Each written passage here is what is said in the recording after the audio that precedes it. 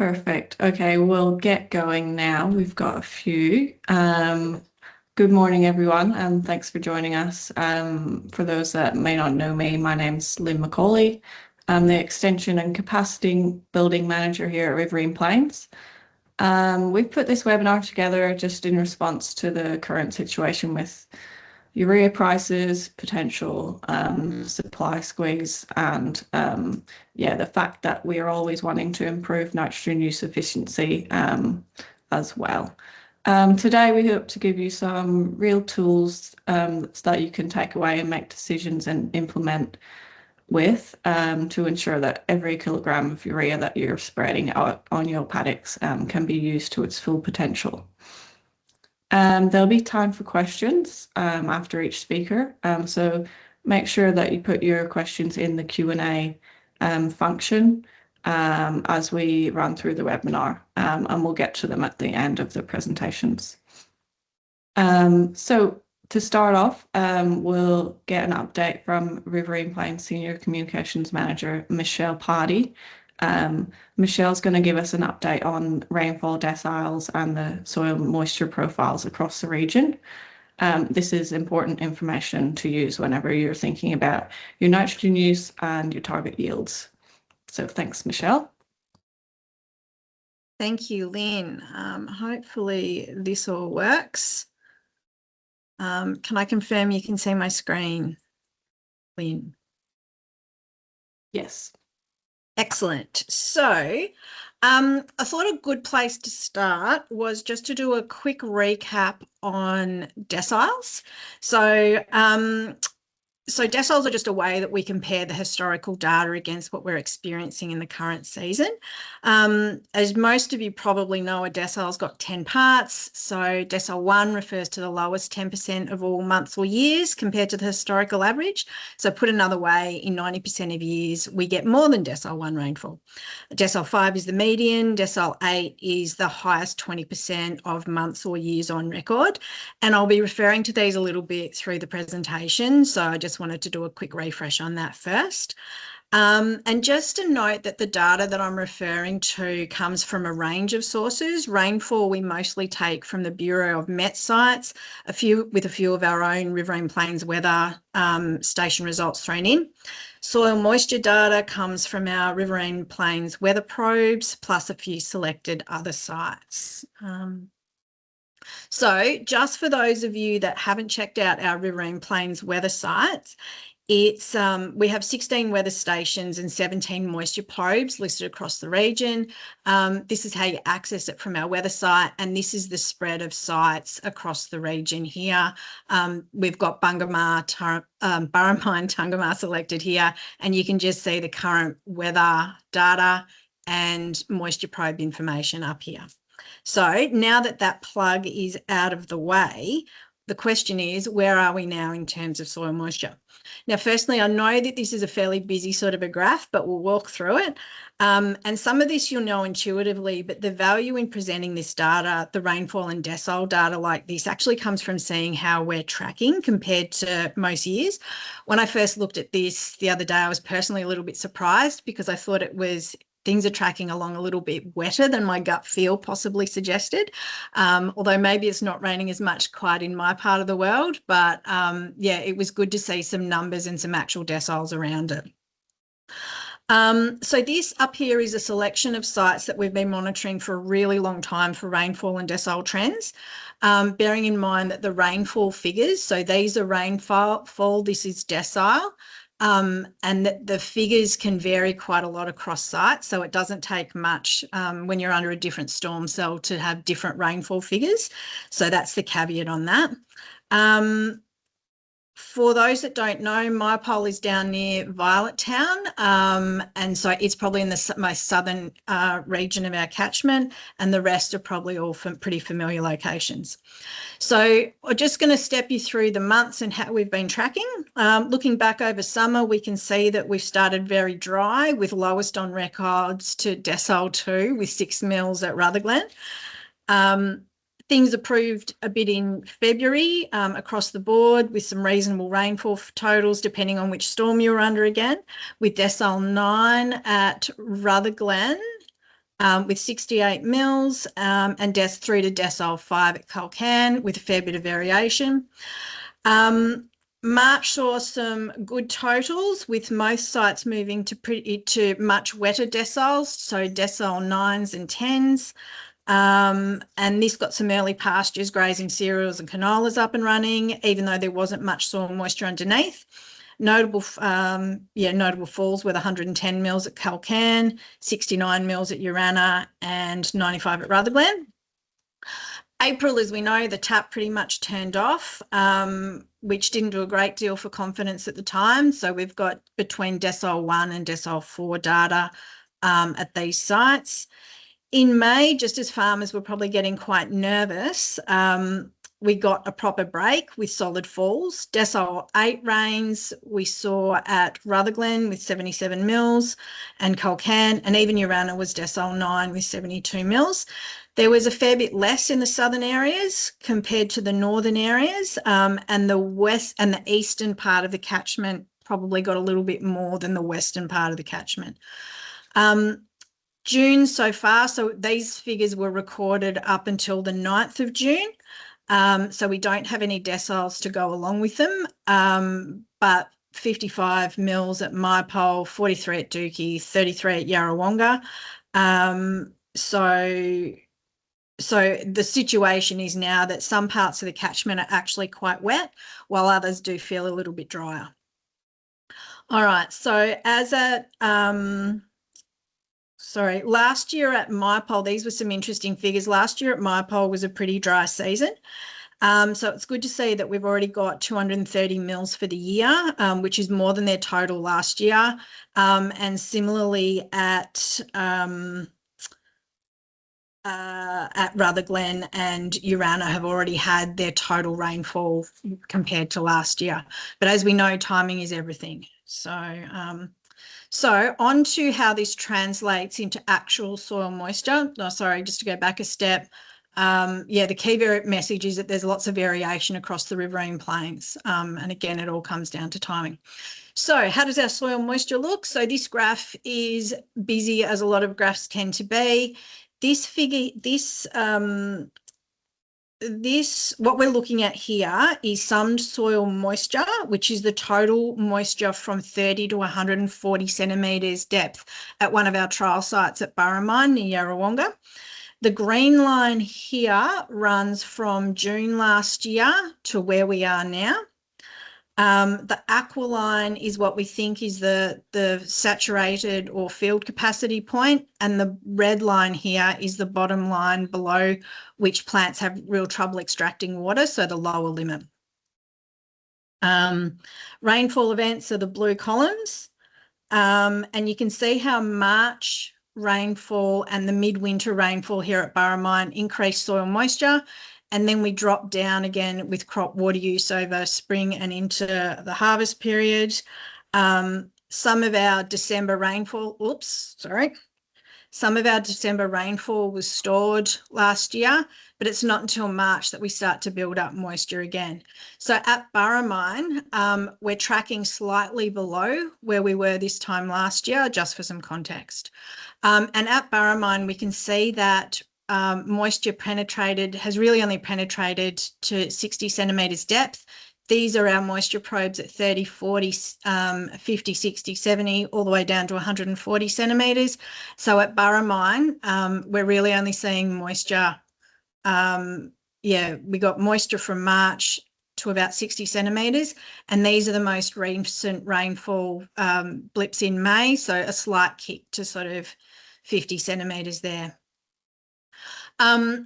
Our figures suggest that Burramine's probably around 50% full in the profile to 140, but just down the road, there's an AgVic site at Ewan-Mite, and their soils are showing in the saturated levels. I'm guessing that's sort of 90-ish% full. As you can see here, it's quite full to 100, but then below that, it's sort of not quite as wet, so moisture hasn't quite moved down quite as far. At Rutherglen, which is a slightly wetter site, we can see that where rainfall, again, increased soil moisture during mostly during winter. And then we've got kicks again in March. So it's increased soil moisture here. And again, we're getting kicks in soil moisture. So it's currently sitting slightly higher than at the same time last year. At Rutherglen, the moisture, given they've had a fair bit more rainfall, we can see that moisture's penetrated down to 120 odd centimetres here with those May rains. Yeah, a little bit of a kick in March, but the May rains has gone down quite a lot. Okay, flicking through to Culcairn, which they've actually also had quite a bit of rain. So where the take-home message from here is that we're sitting at Culcairn is more or less the same as this time last year. And again, we can see slight blips right down to 140 centimetres, which is good news. But as you can see, there's a fair bit of variation across those 3 sites. And I wanted to present those just to give an indication of how variable it actually is, depending on how much rain you've had. All right, so what does this mean for potential yields? So we've put together, just using the basic French and Schultz equation, assuming 110 mils of evaporation and about 50 mils of stored summer moisture. And so this is water limited yield potential. And so what we've got here for our main sites that we're comparing is what we could expect if we had decile 8 rainfall, decile 5 or decile 1 rainfall. I've actually set this at decile 20, not water use at 20, not 15. So realistically, depending on how the season pans out, these could be a little bit optimistic. At my poll for a decile 8, 7.7 tonnes, Dookie 7.9 tonnes a hectare, Yarrawonga wheat yield 6.6, Rutherglen 9, and down to 6.4 at Urana. Decile 5, which is the median, is somewhere we're expecting probably lower case 3.8 at Urana through to Yarrawonga 3.9 and up to still potentially 6.1 at Rutherglen. Decile 1, of course, is quite a bit lower, with the bottom end probably looking at Yarrawonga at 0.9 up to optimistically 2.6 at Rutherglen. So that's for wheat yields. Flicking along to canola yields, we're operating on a water use efficiency of 10, and obviously, with canola yields usually about half of wheat yields, we can see that my poll we're probably looking at 3.8 for a decile 8, 4.5 at Rutherglen, down a bit at Urana at 3.2. Decile 1, the situation is quite different at 0.8 at my poll, 0.5 at Yarrawonga, and 0.6 at Urana, with the decile 5 somewhere in the middle. So I guess in summary, what I wanted to say was that soil moisture reserves are quite variable right across the region.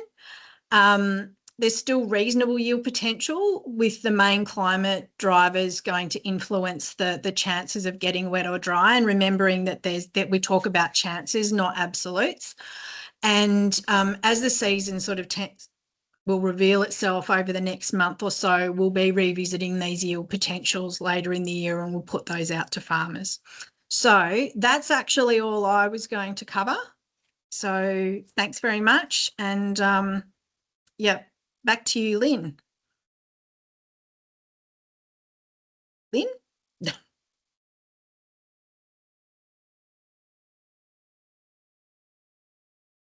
Hello, Lynn. You want me to just jump straight in? No, there we go. Lynn's We got it back. back. You're on mute there, Lynn. Sorry about that, guys. Thanks, Michelle. Great info to have when making decisions. So yeah, if you haven't checked it out already, check it out on our website. But yeah, next up we've got Tim Neale, founder and director of DataFarming. He's spent several decades working in the agronomy, special data and decision support, helping growers and advisors turn data sets into practical management actions.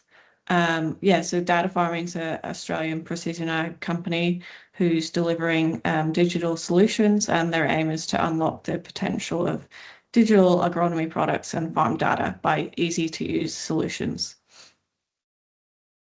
Yeah, so thanks, Tim. And yeah, if you have any questions for Tim, don't forget to put them in the Q&A. Thank you. Thanks for the opportunity to come and talk today.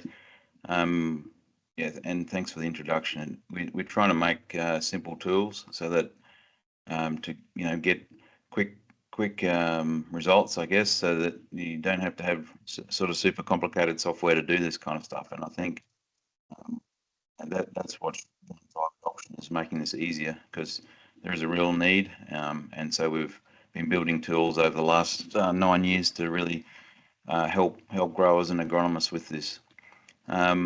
Just a quick background on the business. We do a lot of different things, but I'm going to talk mostly today about satellite imagery, but we do also try and capture data at all stages of the growing cycle. So we do have some soil mapping machines as well that you can hire, so you can do your own electromagnetics mapping, which is sort of a technology that's been around a long time, but it's been sort of inaccessible for a lot of growers because they have to have high-priced contractors come in to do it.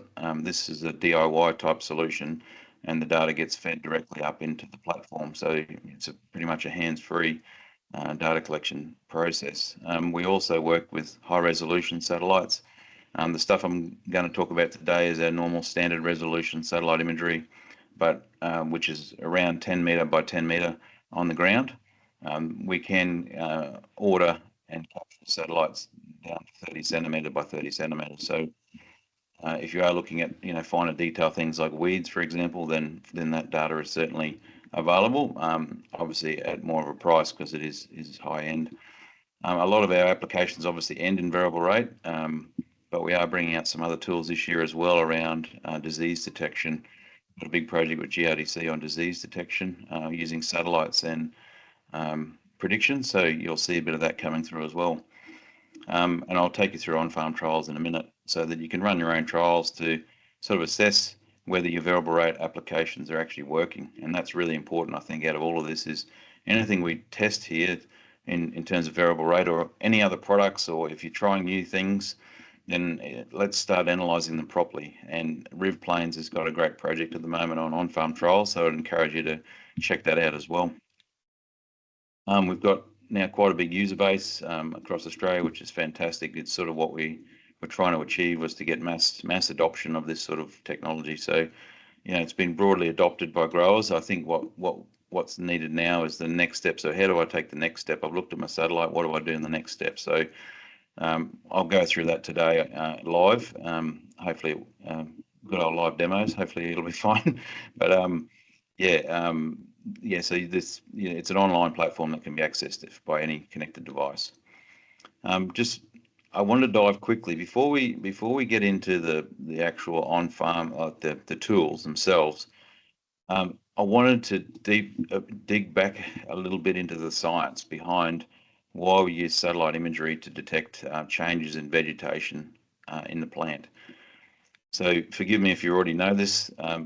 Some people are not quite aware of how this actually works. So if we look at the light spectrum along the bottom, I've just chopped out a part of the light spectrum that we commonly use with satellites. And when you look at you can see the bars there, blue, green, and red. So they're the light spectrums that are reflecting those different light wavelengths. Our eyes will pick up red, green, and blue. The crop is green because it's reflecting the green light. The canola is yellow because it's reflecting red and yellow light. So our eyes can see that, but what we can't see is beyond 700, around 700, 750. So all this area to the right of the screen here is invisible to our eyes.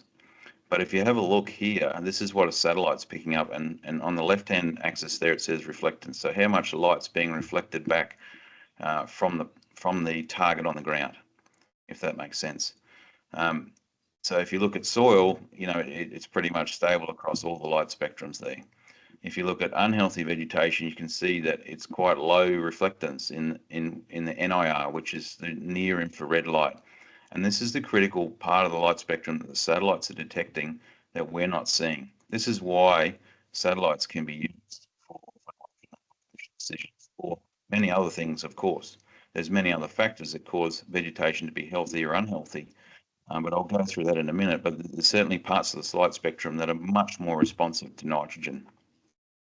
So you can see the reflectance there in near infrared of healthy vegetation.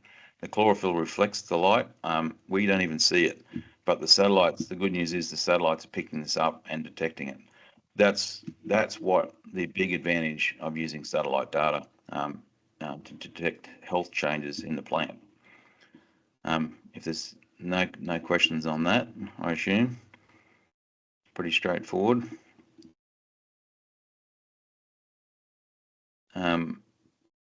I'll just jump across now to our platform.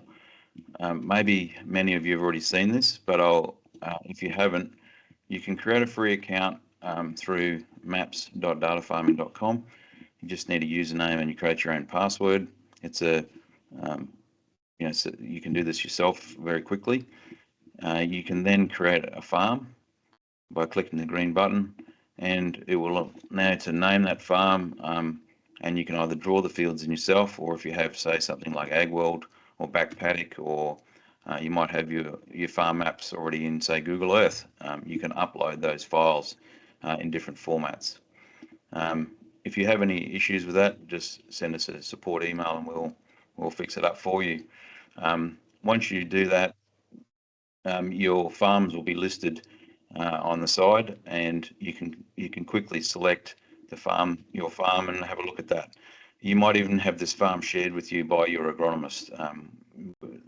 We've built the system so that you can actually share it with other people.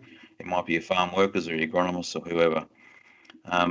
And once you're in the platform, the first thing you'll see is all of your field boundaries coming up. All you have to do is, once you've done that, is to simply select a field that you're interested in, and immediately it will start searching for satellite data.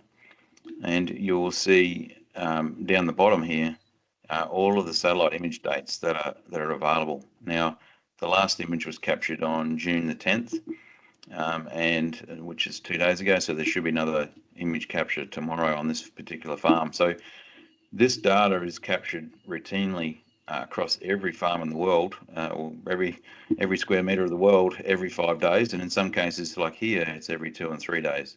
So there's lots and lots of regular data that's been captured over your farm, and it's for the last 7 years or 8 years now. So actually it's nearly 9 years, 2017. So there's this enormous archive of data sitting over your property that already exists.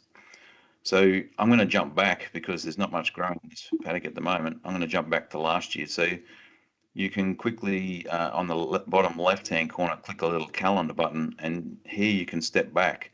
And if you keep clicking at the top, you can see you can go right back to many years ago. Let's jump back to 2025 in sort of maybe July or August here.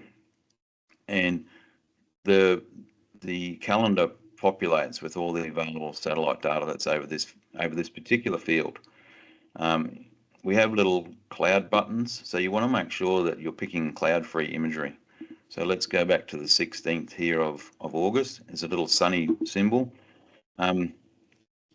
This then shows the satellite data from that particular day in an index that we call NDVI, which is a normalized difference vegetation index. If you remember back to my chart before where healthy crop reflects a lot of light, this index is picking up that difference between the red and the infrared light. So the higher the number here, the more healthy the vegetation is. In this particular paddock, you can actually see some striping, which was caused by his spreader last year, and poor nitrogen application has led to quite a significant issue. So he's having some fairly robust discussions with his fertilizer spreader supplier, who is a brand new fertilizer spreader. So, these are the kind of things you can see in the imagery. Let's just do a little quick check on cloud. I've just gone back a couple of days there to the August the 13th. and it says 21% cloud. Now, you can see that image didn't really change much, so there's probably no cloud over it, but let's just double check. So under our layers tab here up the top, you'll see standard res imagery. You can click on the color map here, and what it's doing now is going and pulling just a straight color photograph from that particular day. Now you can see there's actually no cloud over that field, but it's somewhere on that image there's 21% cloud. So it's really important that you double check that you don't have any cloud or cloud shadowing over your paddock, because it will significantly impact the results, and you won't be able to use that image for your nitrogen application. Here's a classic example, right? I've gone back to August the 1st, 2025. You can see the blobs of cloud. If I hadn't checked this and I just simply went into my NDVI, you'll now see how much of an impact that cloud is having on the index. Yeah, so it's not reflecting. See, look at that. That's the cloud problem. That's not mice or slugs eating your crop. That's actually cloud. So it's really important that you do check for cloud impacts when you are using the data. That's why we provide the color index, if that makes sense, just the color image. Is there any questions so far? I've rushed through that quite quickly. Is there any questions at all coming up on the chat? No questions in the chat so far, Tim. Okay. Right, so we've talked about NDVI, the Normalized Difference Vegetation Index. Another index that we use, and if you have a subscription with us, you can get access to more vegetation indices. And so again, under layers, there's standard resolution imagery. There's another index here called NDRE, which stands for Normalized Difference Red Edge Index. Now, this is the index which is much more responsive to nitrogen. So let me just tick that one on, and look at that. There's quite a large difference between those two images. So this is actually just detecting a lot more in the nitrogen spectrum, and I'd probably highly advise that you do use it, this index, but you still can use NDVI, but yeah, I think this is a better index to use for nitrogen. So again, you can get this index over any image from the last 7 years. So you might pick, obviously, if we're talking about in-crop variable rate nitrogen here, you're going to use the most up-to-date image, because you're saying, what's the crop looking like right now? What do I need to apply? So let's go and do that. Just pretend we're actually in 2026. The next thing we select at the top is I want to create a prescription map. So I'm going to call this nitrogen 2026. So I've selected this field. I'll select my red edge NDRE index, and I'll just go backwards a bit now and select the date from last year.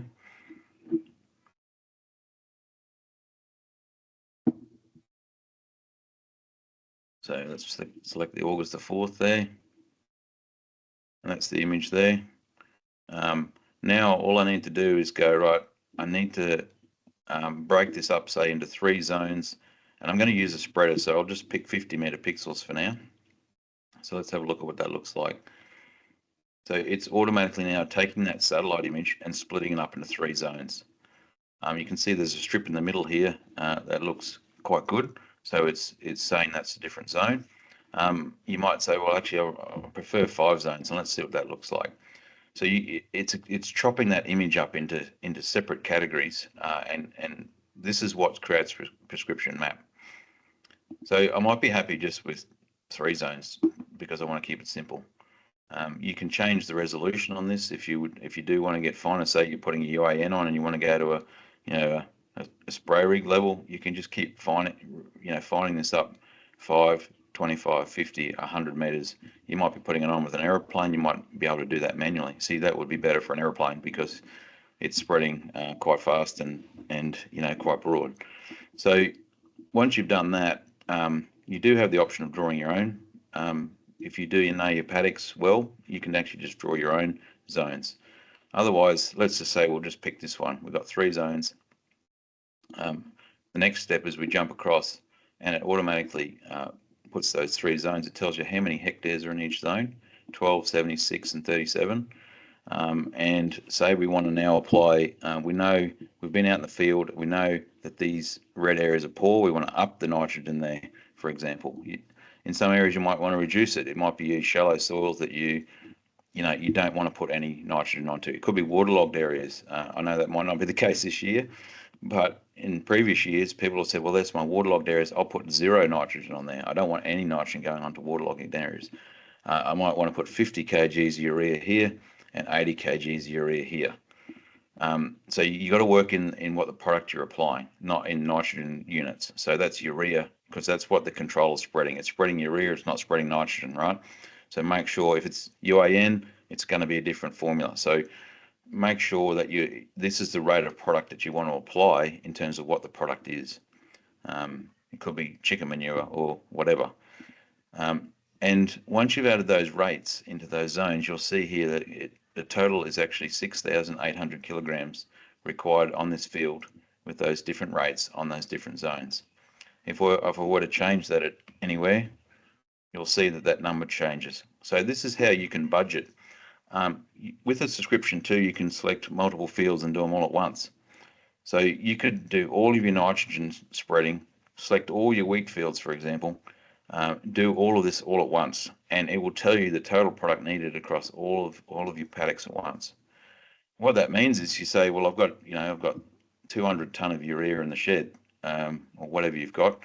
I need to match, the amount I've got to the application. So you might want to tweak these figures, and I've done this with growers already this year, where we've just gone in and gone, okay, we'll just drop this back to 40 because we've only got 6.2 tons, for example. So you can tweak the figures to suit, if you are constrained with nitrogen, where's the best place to put it and what's the rate I need on those areas. And again, obviously your agronomist is going to be critical in making these decisions. It's not going to be, you might want to go and soil test these areas as well. You might want to do some deep nitrogens before you make these decisions. So I think talk to your agronomist about how you do that.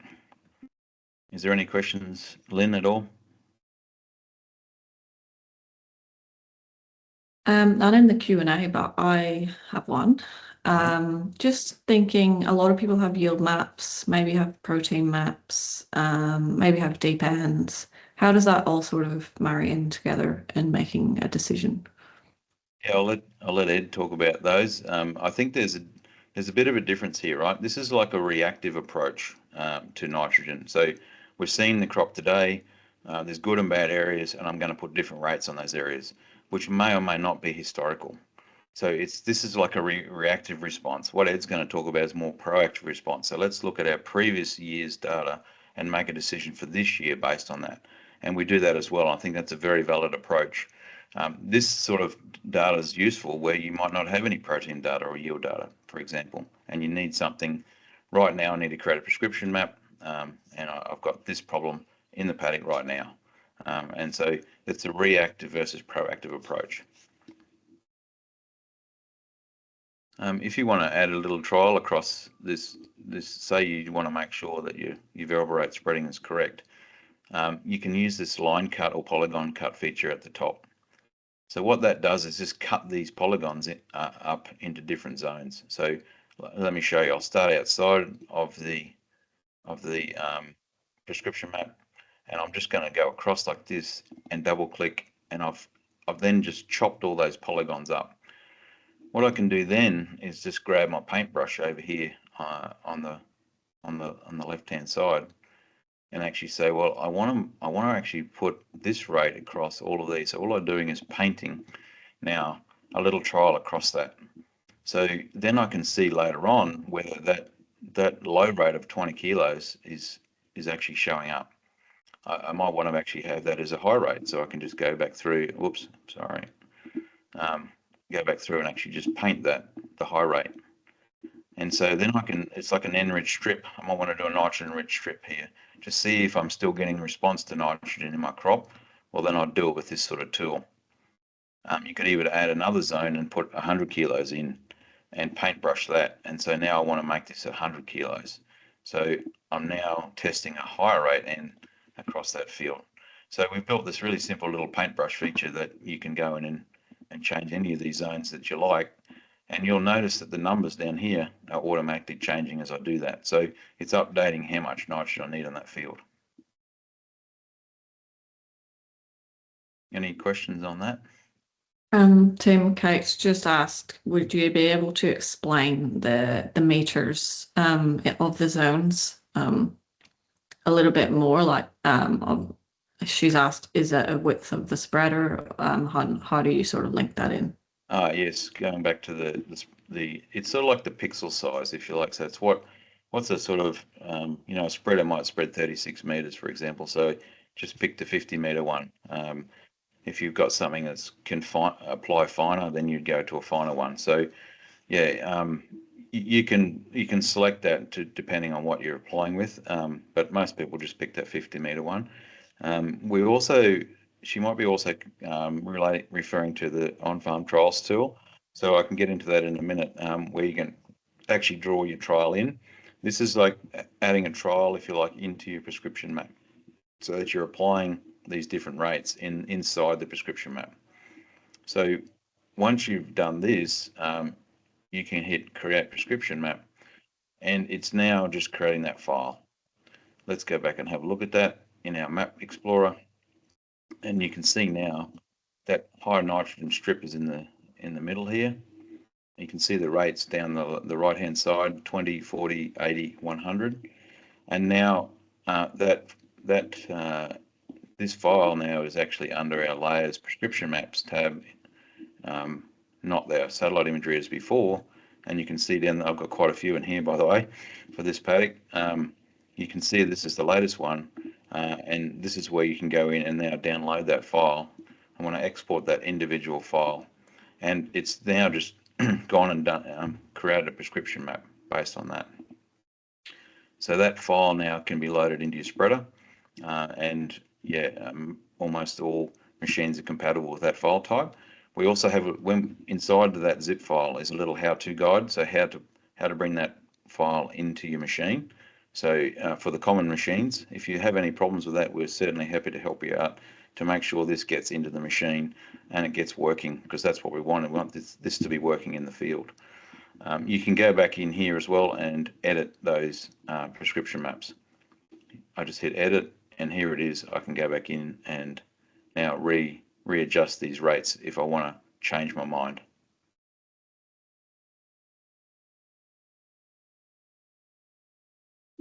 Any questions on that?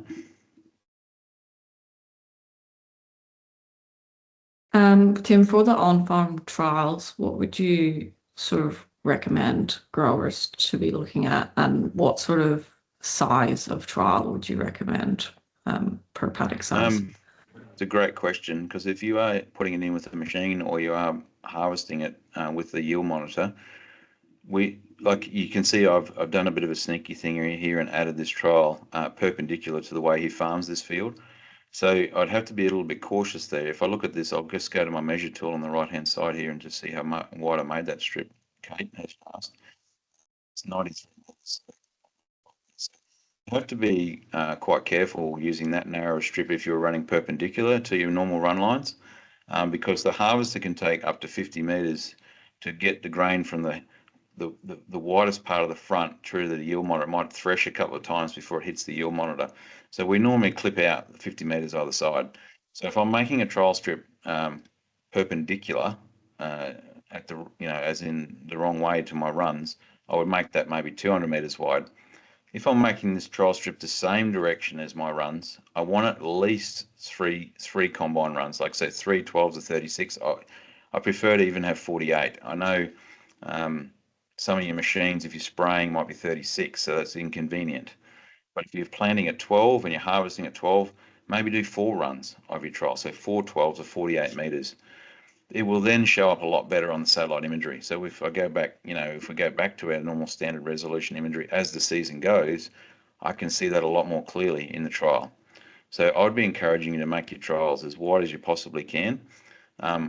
Importantly, though, don't just do half a paddock and other half a paddock without first understanding the variation. You can imagine, this is an interesting case actually. I know what happened in this field in the middle last year. There was a nitrogen trial in this field, and that's what's caused this difference here. But interestingly, you imagine if I'd just accidentally put my trial over the green area inadvertently and not knowing the underlying variation here. Say I'm coming into 2026 and I didn't know that happened in 2025. I'm biasing my trial straight away. So it's very important you understand what the variation is in the field first, and then put the trial in based on that. We also like to do treatment strips very close together so that we can actually then compare, one strip of, say, high nitrogen, one strip of low nitrogen, and we can compare those data results very close together. That reduces the bias from the field as well. So there's some really great little setup tools, and the Riv Plains project is really exploring those tools at the moment to help growers set up trials in a good manner to get good results.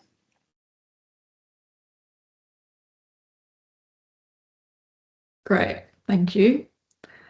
That's it for me, pretty much. Yeah, cool. Make sure that if you do think of any questions, put them in the chat and we can cover them at the end if we've got time. Now we're going to jump over to Ed Scott. Ed's a soil scientist. He works closely with growers across Southern Australia. He supports the practical implementation of precision ag systems to ensure that they get maximum potential out of different soil types. From his experience, he's ensures that getting things right below ground leads to getting things right above ground. And we're excited to hear from him today. So thanks, Ed. Thanks, Lynn. And really today I want to build on where Tim covered off on setting the scene around utilising precision ag tools for actually starting to capture and manage some of this variability in the field. So this year has been a big year for, I guess, prompting growers to start thinking about what can we do better with the price of nitrogen where it is, and suddenly directly impacting the overall return on investment when we look at every dollar spent on nitrogen. So when we look at it, normally we work on nitrogen being around a 5-to-1 ratio. So for every dollar you spend on nitrogen, we're getting $5 back. This year, it's been pretty savage on coming back to like a 2-to-1 ratio, which if you're starting to lean towards the more marginal fringes of the region, it starts getting pretty line ball on how do we back ourselves in on where the best bang for buck is sitting with the nitrogen management. So when we start piecing this together, we want to be thinking about what we've covered off on today from Michelle through to Tim and to now is saying there is significant variability across the Riverine Plains. We know that, right? We know our soil types vary. We know the environment varies across that region with all its little microclimates around, if you're lucky enough to land under a thunderstorm or not. What we need to start thinking about is with the variability that we know across the River Plains region, there is a huge opportunity sitting there to start managing that variability. And from the stats out of Riverine Plains, the region is sitting below about 10% adoption of variable rate. What we want to get out of today is that some of those barriers, which is some of the data management, access to some of the spatial information around what is varying and how much confidence do I have in it, has got a lot easier to access. And Tim's demonstration on the data farming piece, like there's really no excuse now why you can't pick 1 to 3 fields even this year and just dip your toe in the water on starting to do something in variable rate as a minimum. And if you do have a good data stack of information spatially and not using it, we're really keen to find out what some of those extra barriers are to that adoption and utilization and confidence in that data. So what I want to step through today is working through some of the layers that I use and work with growers through the Riverine Plains, primarily focused around nitrogen. And critically, this will be focused on nitrogen. Different layers are suitable for different management inputs, from soil amelioration through to nutrition management, but with today's focus being more targeted around nitrogen. So when we think about it, what we want to be starting to think about not only across the region for the variability is thinking about what's still the opportunity on the table. So yes, we see what the water limited yield yield potential is for the different deciles, like Michelle ran through, which is a great starting point to start thinking about what is our potential of the year. At the end of the day, yield is king. Any information that drives a greater yield coming into the header at the end of the season is what we're all achieving. It's trying to say, what's the best layer to help identify my production system where it's at to close that yield gap. And when we look at the Riv Plains region, you're sort of sitting, I'm not sure if everyone's been onto the Yield Gap Australia website, but you can plug in your own region and see what sort of yield gap is sitting there. And that's really that difference between that water limited yield potential and the actual yield generated over the last few seasons, right? So it's trying to link in on what's still there on the table. And from the research that's been done, around Australia, is nitrogen is still the leading factor for contributing to that yield gap. So just tweaking that nitrogen management is still an opportunity on the table. And you're like, hang on, we're already throwing a bucket load of nitrogen at these paddocks. Surely we can start working, like how do we actually extract an extra 1 to 2+ tons that the Riverine Plains region is showing as what's sitting on the table. So sitting in that 1 to 2 ton range, like that's pretty exciting. I look at that as being like, okay, I want to go hunting for that. So in a year like this, we need to find those zones that are going to be more nitrogen responsive and make sure they're carrying their weight in a year like this when every dollar is going to count around nitrogen. So we've got variability at varying scales, and this is what we critically have to understand is what's then going on within the field. And like Tim showed in some of his maps, that variability is quite significant once you start honing in that, yes, we get a nice, yep, we've got hit our 4 or 5 ton average, yep, no worries. But if we keep focusing on averages, we're never going to unlock these yield gap opportunities, which is not on every square metre of a field. It's only certain zones that really have this true yield gap opportunity to capture. So when we start thinking of the nitrogen management strategies, how are we tackling it? Quite commonly, a lot of the work we sort of do around the kitchen table was around the sort of the end demand. So like trying to link it back to saying, yeah, what was our removal last year and removal plus 20%, or are we doing the yield plus protein by removal factor?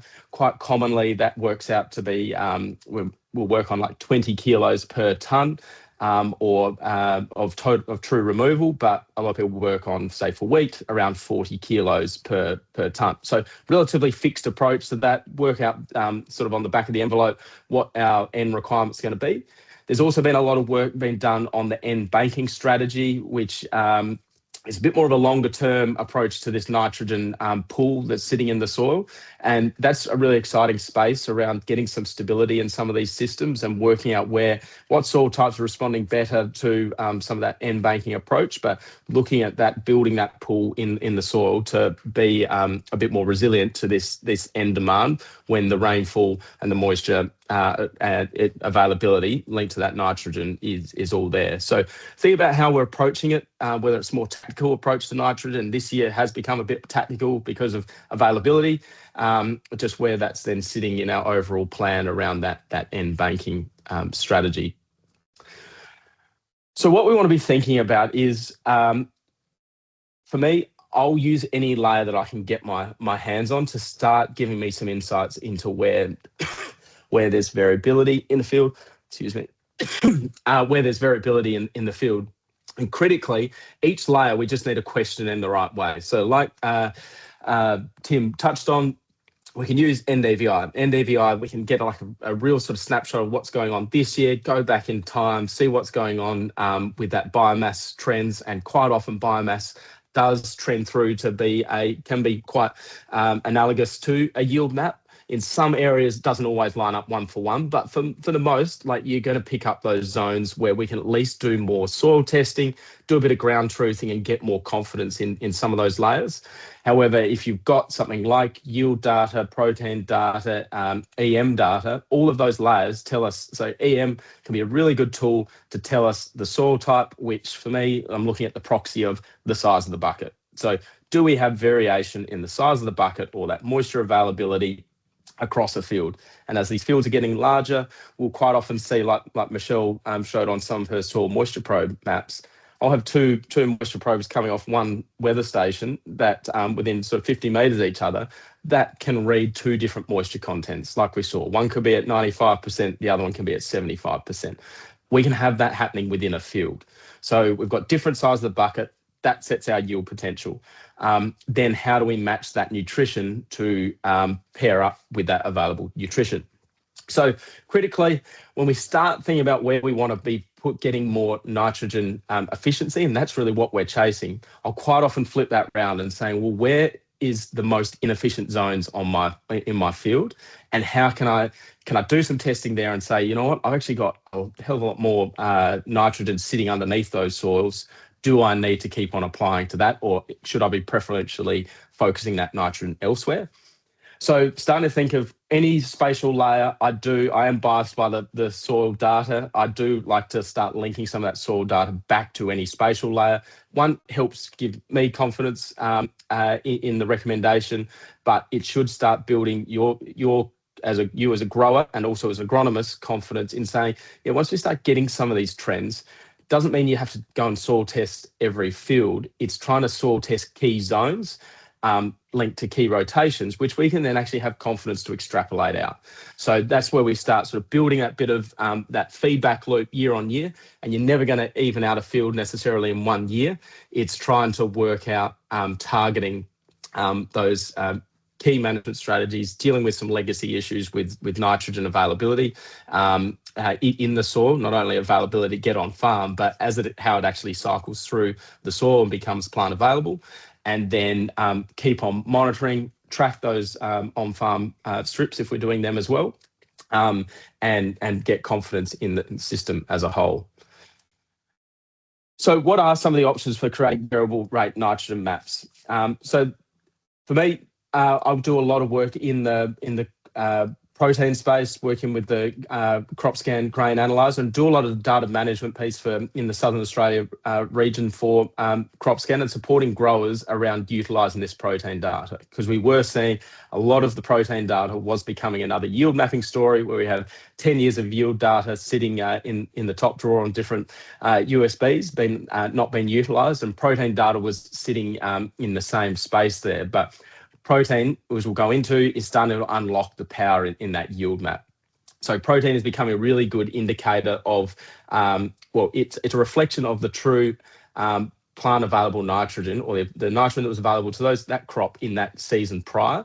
And when we match that in with the yield data tells us how much moisture was available in that year. So we've got a quality and a quantity metric that tells us, one, how much moisture was available in the yield, and then two, how much nitrogen was available relative to that moisture with the protein.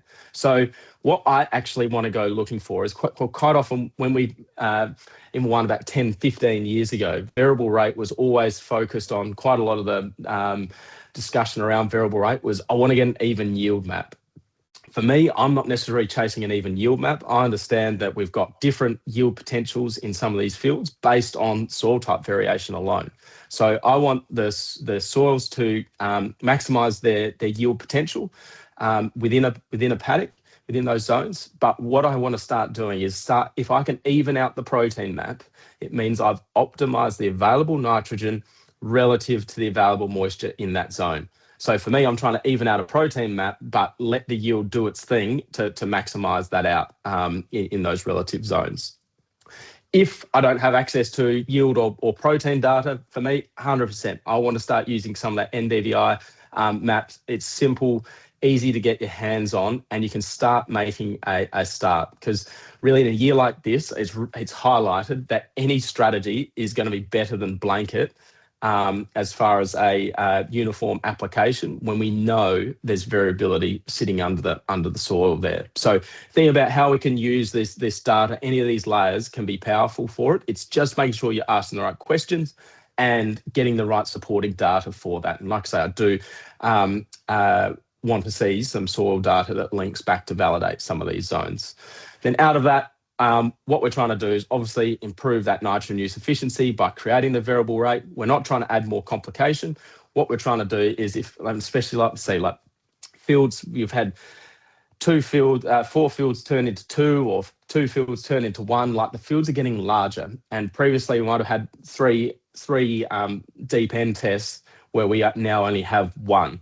And I still want to go back to hunting down those zones. So we actually, in some areas, need more data to complement these decisions. So how are we using this protein data, and how does it really link into unlocking? Because quite often we can get caught up on how does last year's harvest data and the results of the protein, like, that's put that to bed, like that's last year's harvest. How does last year's harvest link through into what I'm doing this year and guiding my nitrogen decisions? And critically, it leads back to that end banking kind of strategy and that overall feedback loop of nitrogen, how it cycles through the system. But really, if we strip it back to agronomy 101 and we think about nitrogen response curves, is as we apply more nitrogen and we follow that nitrogen curve up here, we'll see an increase in yield and also an increase in protein. So what we then can be looking at, if we've got confidence in that, that's the 101 of agronomic or nitrogen budgeting, and we went back to that back of the envelope, that yield by protein leads to that nitrogen removal calculation. Well, what we can actually look at is if we keep on applying nitrogen, yes, we're increasing that yield. We'll see that point of that protein sort of plateau. So what that's actually telling us is when we start looking at the zones that are low in protein is, yes, we might have maxed out that yield relative to that nitrogen and moisture availability to a point. But if we were to apply more nitrogen on these low protein zones, we've actually got a yield increase opportunity here. It's not that we're just trying to put nitrogen into protein and push the line across the chart. We're actually trying to use protein as an identifier of where in the field has got an increased yield opportunity. So that's where we'll go hunting for these low protein zones. The sweet spot through the Riverine Plains region is a lot of it targeted around that 11 to 12% mark. So they call it that 11.5% is a common target for protein in wheat through the region.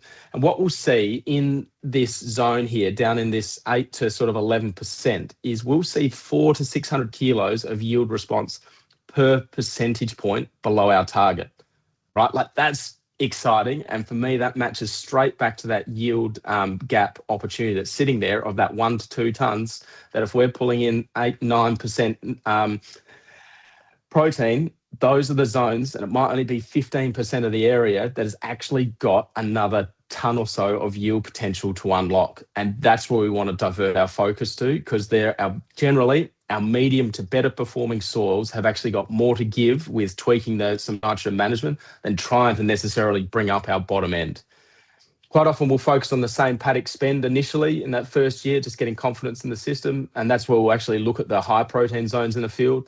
And quite commonly, like East Coast to West Coast, we'll have a very similar area that's low protein as we do to high protein. So we can poach some of the nitrogen allocation from this high protein zone, which is generally has excess nitrogen still left over in the soil. We'll poach some of that from that region, shuffle across from there, and look to bring up that 9 to 10% protein grain up towards that 11.5, and starting to even out that protein across the field, which is optimizing that yield potential for that field. So some of this research, where has it sort of been sitting, and how it's been built on? So I'll touch on it as well, but the Riverine Plains region and the southern New South Wales region has been very proactive in adopting this sort of approach and looking at the research around it. And it was back in 2018-19. It was trials done by Eva Moffat, which we'll touch on in a bit, which really was a catalyst for getting GRDC sort of research on board and other regions to really catch on to using this protein layer. And as of last year, a 3-year trial out of South Australia by Trengove Consulting really showed that grain protein was a more reliable indicator of soil available N across the multiple sites and seasons, more than grain yield alone or N removal, so that yield by protein. So just focusing on that protein map is giving us a really good indication of where we should be siting our deep N cores, and working out, getting spatial understanding of the variability of that nitrogen. So then that's helping through those trials to guide what sort of nitrogen allocation per percentage point was required. These ones on in South Australia, we're looking at around 8.5, 9 kilos of N per percentage point. So it's that 15 kilos or so of urea, and was left over in the soil per percentage point. So, and we quite commonly see that. We'll go into some of that data around this sort of 30 to 50 kilos of deep end variation that is actually sitting there in the soil across the field. But because we just generally do one transect across a field and just getting a paddock average, we can't optimize yield if we just work on averages. That's the critical thing. So the work that was done in the southern New South Wales region was a really high density study across 5 farms, multiple paddocks, that really went down and grid sampled to 2 hectares based on a protein map, and really highlighted and kick-started the real confidence in the focus of using this protein map to help guide soil nitrogen testing zones, and then confidence in the variable rate prescriptions.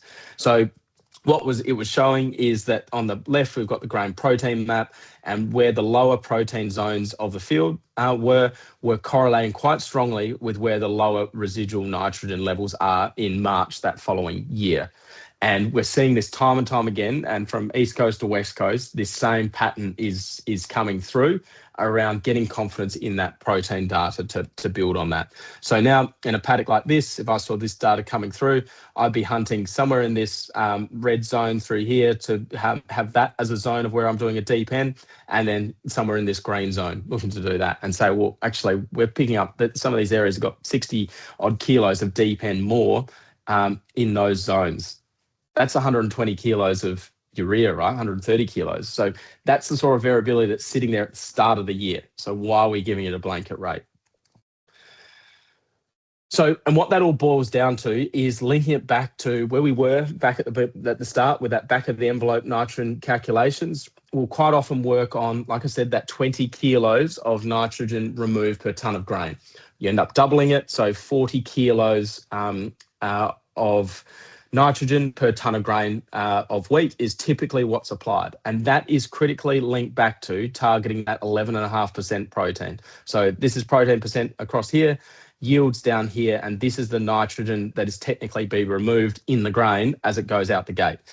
So we do benchmark on that 20 kilos per tonne, but what you'll see is between 8%, you're down at 14 units of N removed, and then up at 15%, you're up at 26. So you've got 10 or so kilos of N variation per tonne.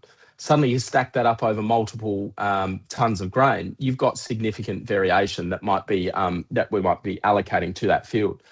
So critically here, if we just work on that agronomy 101, it's saying, well, if we've got these zones that are coming in at 9% at a 5-tonne area, what we're actually seeing is, if we're seeing around that, call it 400 or 500 kilos of yield response per tonne, per percentage point, is we'll start mapping that out and say, well, if that 9% zone, if we want to get it to 11%, well, that would be a removal of going from 78 up to 96, and that's just moving sideways. But we're hoping to pick up an extra tonne of yield. So we actually should be down in this 115 zone is what that area is actually has got the potential to remove. So we need to be fertilising that zone to have that 115 kilos of N available for that region, for that to optimise its yield potential, as opposed to just saying that paddock average, yep, we've removed 77 units of N. This area did really well. It was 5-tonne area. It was our best performing area of the field. Is actually like that area could have actually done a lot better. So picked up an extra tonne, optimised that, used that protein as that validator for where we've optimised our nitrogen input. So from across the region, do a lot of work with a number of the agronomists through the region, but this is one I've been working with Josh Berkner from Ag and Vet, and working with him and some of his growers who have got some of the protein data. They've been quite proactive in utilising it, as well as a lot of the other agros through the region, which is exciting to see, and really, love getting in contact with anyone who's keen to sort of step through some of this data management. And I'm happy to support that interpretation. But here's one on the left. This one's we've been playing around with variable rate nitrogen for the last 4 years now. And we've sort of got to a point where we're sort of sitting in this zone, trying to tighten up that protein around sort of that targeting that 11.5 is really where we're sitting. And we've sort of been able to tighten up that zone that we've got sort of 90% of that area sitting between 10.5 and 12.5% protein. A new block that is just started working on, has only had one harvest, so first year of protein data come in, and this is so common to see that we'll see around 5% protein spread, and quite often a lot of areas that are sitting below that target 11.5% protein. So these are two fields that were side by side. That's that same dam. So side by side, this is sort of the variability that's happening just next to each other, next to two fields. And this is heading, northern Vic, heading towards the Shepparton direction, around where that protein variation is sitting. So for these zones, we'll be increasing the nitrogen allocation especially in the darker red zones, but we're seeing an extra ton of yield potential sitting in this darker red, especially, which is really 60% of the field in this one, and probably around 30% of the field over here. So really trying to allocate that nitrogen spend based on what some of this data is telling us. And this won't always be reflected in any of the yield data. The yield can be a great tool for picking up where some of that variation is and replacing what's been removed, but we want to go hunting for where that extra we can squeeze out of the system with better nitrogen efficiency on the soils that have got it to give it back. So from stepping us through on this variable rate nitrogen approach, for us working through access to that protein data, if we've got it, excellent. If not, sub in yield, whatever layer we can have. From that, whatever you pick as your layer in step one, I really don't mind. Any data is better than no data. But for me, look at that protein data. I'll then want to find out what are the zones. So I'll try and target at least two zones. So the high protein zone and a low protein zone, and do a deep end in each of those. It doesn't have to be every paddock, but if you've got wheat on wheat country or wheat on canola, or one coming out of legumes that's had 1 in 3 or something like that, just pick your 3 scenarios and do some two sites per field in a couple of those fields, and get an understanding of what variation is actually sitting in some of those fields. Then you start getting confidence in what sort of variation we can start spreading. And that's where commonly we'll just work on, so the stuff was just showing you before in that Northern Vic data, we've just started with around 30 kilos of nitrogen variation. So if we're going out at 130 kilos of urea, we might be up to 160 kilos in some zones, in the low protein zones, and around 100 kilos in the high protein zones, and still work on that paddock average of say 130 kilos. Get that deep end results back, understand what variation is there, and give us confidence in what we're seeing. And there's certainly, in some of the data that comes back, it's bigger than we ever expect, but quite commonly see, like I say, that 30 to 50 kilos is really common, the variation between the two different protein zones in a field. And like I say, do it with yield removal instead if you've got access to yield, or even like the NDVI. Just get a couple of zones. And for me, on this variable rate strategy, if you haven't done much in the variable rate space, pick 3 to 5 fields, make it manageable, zone them up with whatever tools you've got available to you. Super easy. You saw how easy it was to use DataFarming for NDVI. Anyone who's got access to field ops with CNH, you can make a prescription map in there, Ops Center for John Deere. You can start with those tools, or utilize the likes of a precision ag provider to do them for you. For the protein map guys, there's you can access the CSVs from the crop scan protein machines, and they've also got the Engage app, which you can generate the prescription from too, or put it into any other software to access that. Once you've got that, like Tim touched on, do make sure that the actual application will load into your screen before you're under pressure trying to spread it. because sometimes depending on the screen, even with the best laid plans with the right file types, you can have issues on even just unlocking a shape file, depending on how many zones and what system you're using to applying. Just do test that out with the file, loading it into the screen, make sure it all loads up and you can see the map come up on the display okay, because it's easy to troubleshoot when you're not under pressure than when you're literally, the spinners are on and you're trying to get going and trying to sort out a file. So critically, think about what your system and what do you need to get in place. If you don't have the data, or if you haven't been one to variable rate, why haven't you? And what would make that whole system easier? Is it a champion on farm? Is it just tidying up your data? None of your harvest data is landing in the right boundary for me to even make a map? Like, question your own system as to how you can get more confidence in your own data to start analysing and diagnosing what might be going on, seeing that variation, seeing that opportunity in some of those key zones, work out how we can make that prescription map. It's really simple to make a couple of prescription maps, like I say, in some of the freely available tools, and then step through that application piece. So when we start thinking about that variable rate, what we want to be thinking is not the complexity of, oh, what rates do I want to vary? It's thinking of the field of saying, I'm going to get the right rate or the required rate in the right zone. So ultimately, we know there's variability. What we want to do is understand what's driving that variability. Is it moisture limited? Is it nutrition limited? That's quite simply the first question we want to ask and get the data to answer. Can some of the data layers that we already have answer that? 100%. The yield, protein, NDVI, EM, all of those pieces of data are really valuable to help us identify what might be driving that variability. Like EM, we can pick up maybe there's a higher clay content on a duplex soil that we're just not pulling that moisture and accessing that nitrogen that might be sitting down in a sodic subsoil. So you can test the nitrogen there all day long, but the plant roots are not actually getting access to it. Some of these data layers can help answer those questions. So thinking about, are we asking the right questions of those different layers? How is that then linking back to that water limitation and nutrient limitation? And think about managing that variability piece there is what you're trying to do, and make sure we're just trying to even up the right thing. And then I think we want to be thinking now is, what tools are available now? Like, is it, if I don't have good yield data, do I need to do something now to have my harvester ready to get good yield data when it comes to the crunch time at harvest? Because it's easier to sort out problematic yield monitor in July than it is in October, November, when everyone's under the pump.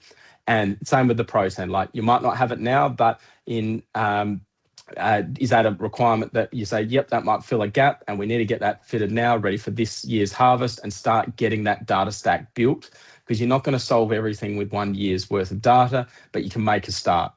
And what are we thinking about as far as that data access to say, what does 2027 look like? We know this has been a tight year for nitrogen this year, for access as well as pricing, and that return on investment, like I say, going from a 5 to 1 back to a 2 to 1. What's it looking like for next year? What as a business are we thinking about? Are we speculating? Is it going to come back to the $700? Is it going to be still sitting at $1,000, $1,200? Mixed messaging sitting out there at the moment, but it's something we want to be thinking about now, and puts a value on some of this data that we can be capturing in field to start setting your business up for success around optimizing this variable rate opportunity and capitalizing and having confidence in your actions. Because I feel that a lot of the time the perfection can get in the way of progress when it comes to variable rate, and we want to be absolutely spot on before we commit to a variable rate map. And it's like, well, hang on, your blanket rate approach hasn't been spot on.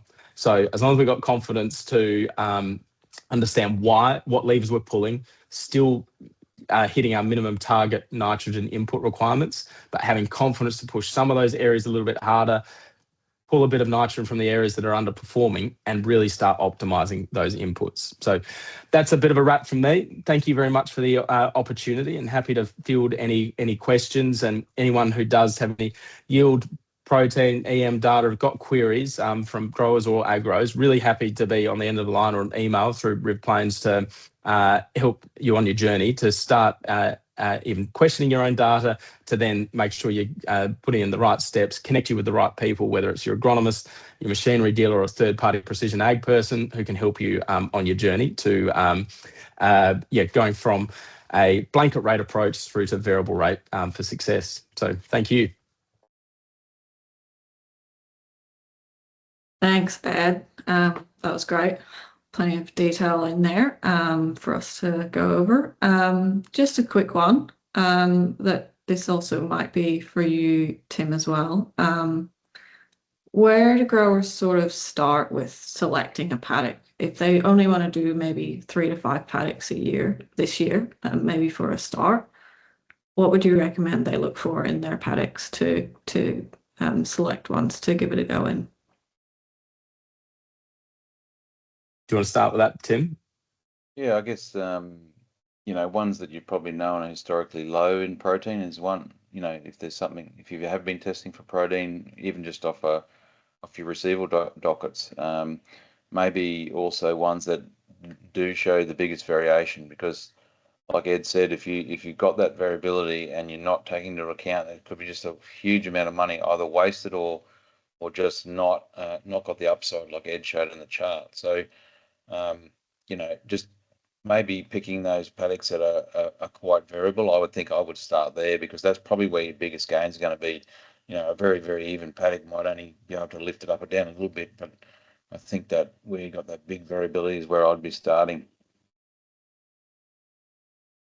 Yeah, I agree with that. And some people have a little bit more confidence to say if on well, most people on a cereal on cereal say will be pushing the nitrogen boundaries a little bit harder. So potentially there's a little bit more to play with and invest in a bit of testing and that sort of thing. So quite often first year could be picking a cereal on cereal.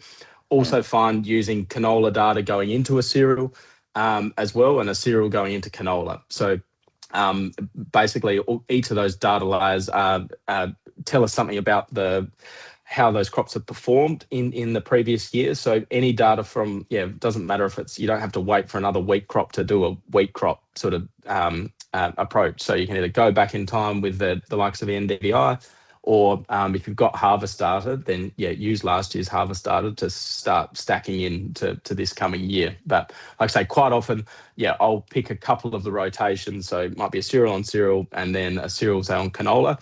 And a lot of time with validating this, I find growers are more confident around looking at cereals quite commonly, but because they're, I guess, used to just pushing canola along. But also, I think there's more discussion throughout the region as well, is if you do, you can't over sort of cook canola. Not that if you go with the right approach, you're never going to cook a crop. Like, it's actually quite hard to cook a crop with nitrogen if you approach it the right way. So it's thinking about where's the comfort in your system, but picking a couple of those fields that you know well, have good variability, especially if you've got 2 tons worth of variability in the field from a yield perspective, which is not uncommon. Start with that. That's low hanging fruit to start accessing for sure. Great. And we have a question from Craig in the chat. What's the value of doing test strips of nitrogen in advance? Like nitrogen-rich strips, as I talked about, has been a common sort of practice for many, many years. And I think we've now got the tools to make that a lot easier to put those strips in as part of your variable rate application map. Because you want the operator to be not changing anything, right? You want them to just be doing the job. So the more we can automate that, the better. And then monitoring that with satellite imagery is a key. Obviously, as you slip into more high rainfall zones and you're applying more nitrogen or more regular nitrogen, then it becomes even more relevant. Some of that concept was developed in North America and Europe, where they're doing multiple in-crop applications. As you move north, obviously, like in Queensland where I am, one is where we're at. Like we've got one shot at it. So if you are in that high rainfall zone, then that's where the N-rich strips really come in. So you can, if you're adding like quite a high rate of N and there's no response, you can't see the strip, well, then that means that the crop has still got adequate levels of nitrogen. Once you start to see that nitrogen-rich strip going, bluer on my maps, it gets better and better and better. Well, then that the crop is now starting to lag in nitrogen. And that's the theory of that. But, you know, there's two things we have to have, well, three things we have to have on our side. Is one, you're doing multiple applications. Two is that you got soil water. I mean, that's the other big factor here we started with. You can't keep adding in if you haven't got the soil water. And you've also got to have the nitrogen to do it. So, you know, they're the key things you'd want to think about. Yeah, agree with that. And I think thinking about structuring your trials, a lot of this focus around think about what the best thing about strips on farm is you get clear response curves, which in time you can start plugging into models on picking up your grey soils are responding like this, your red soils are responding, have this sort of responsiveness to them, which when people want to go and do whole farm approaches, you can start creating calculations for your own farm. Out of that sort of on-farm strip trials, like if they're structured well, they can be quite valuable for that. You also want to watch out, like what Tim was saying, like if your strip trials can lead to more strip trials and not actually drive the action that you're wanting. If you've got the right data sources that link back to your zones, have confidence in doing something, it's still varying across the field. And then your enriched strip might actually be your blanket rate rather than trying to do it the other way. Because if with enough background information, like I say, if they were some of these zones, if they were two separate paddocks and they came back with two different deep end numbers, you'd give them two different rates. Like that's how you managed it 5 years ago. Just because we pulled a fence out doesn't mean we shouldn't be still managing them as potentially different zone units. So have confidence in your own approach to how you've always been doing it. And as the scale gets larger, strategically using enriched strips is super beneficial for your own on-farm learnings and future modelling of your own responsiveness for sure.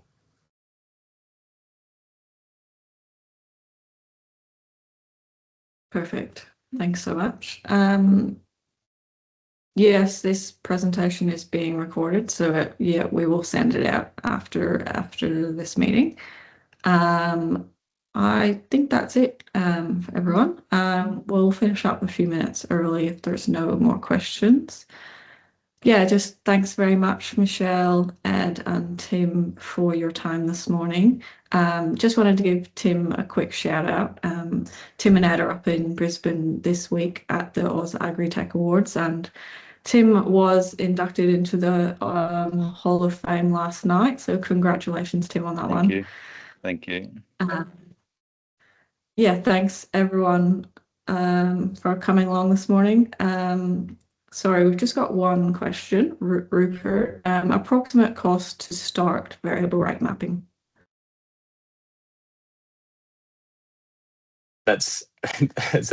It can be relatively cheap depending on what data you've got. If you've already got yield data, then there's tools available depending on what colour machine you've got, whether it's OpCenter or Field Ops, you can start making a prescription map in there and you've already got that data. As far as if you don't have any data, I'd say the cheapest source that you can go hunting for is like an NDVI.